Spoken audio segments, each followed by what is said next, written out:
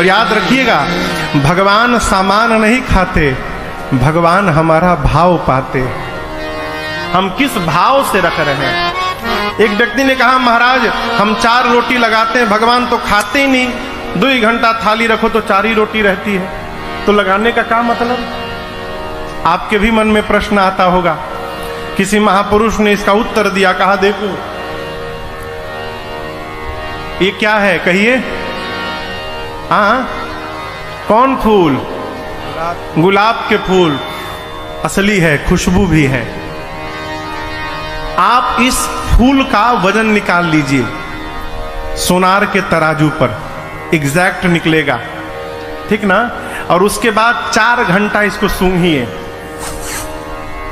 और 4 घंटा सूंघने के बाद फिर वजन करिए। वजन घटेगा कि बढ़ेगा? बराबर रहेगा। अरे घटना चाहिए ना, आप 4 घंटे तक इसका सुगंध लिए हैं। जिस प्रकार 4 घंटा सुगंध लेने के बाद इसका वजन कम नहीं हुआ, उसी प्रकार भगवान के सामने थाल रहती है, भगवान भोग भी लगा लेते हैं और वो घटता भी नहीं है, उतना ही दिखाई पड़ता है। भगवान भोजन का रस प्राप्त करते हैं, क्योंकि भगवान स्वयं रसा वैसा है। भगवान रस स्वरूप है, रसो वैसा। भगवान रस स्वरूप है, भगवान रस प्राप्त करते हैं। घर में भोजन बने तो भगवान का थाल निकले।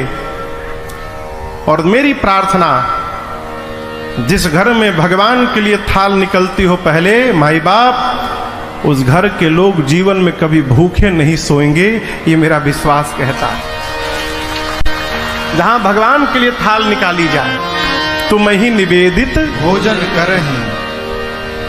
इस पर एक बड़ी अच्छी कथा है। अब तो नहीं रहे, स्वामी जी साकेत चले गए, पूज्य प्रातस्मरणीय पूज्य स्वामी रायेश्वरानंद जी महाराज। इस कथा पर लीला में, वृंदावन में लोग लीला भी दिखाते हैं। एक घर में एक बालक का जन्म भया, वो भोजना अवतार था। भोजना अवतार यानी भोजन के लिए ही अवतार लिया था। खाने बैठ जाए तो उठने का नाम न ले। भैया अभी मैं गया था कथा गाने बेगूसराय 2 साल पहले, तो एक आदमी मिला तो पता चला कि बहुत खाता है। अभी अवस्था होगी कितना, मनोज के कितना उम्र है? 40 साल अवस्था, मन बिया का भतीजा। 40 साल अवस्था, तो पता चला कि बहुत खाते हैं। हमने भैया कितना खा लेते हैं? बोले महाराज अब खुराक खत्म हो गया, अब नहीं रहा पहले वाली बात। बोले अब कितना खा लेंगे? महाराज अब क्या बताएं हम आपको। अच्छी बताओ, दही यदि दे दी जाए अभी वर्तमान में कितनी दही खा लेंगे? बोले महाराज ये खुराक खत्म हो गया, अभी हम 16-17 किलो खा लेंगे। भैया ठाकुर जी बैठे सामने की बात है। बोले खुराक खत्म हो गया तो 17 किलो दही खा लेंगे।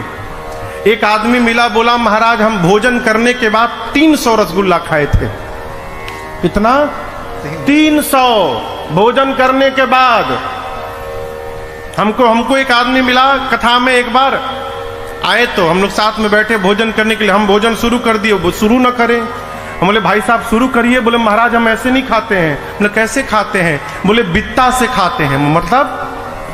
बोले एक बित्ता जब तक रोटी जमा ना हो जाए हम शुरू नहीं करते।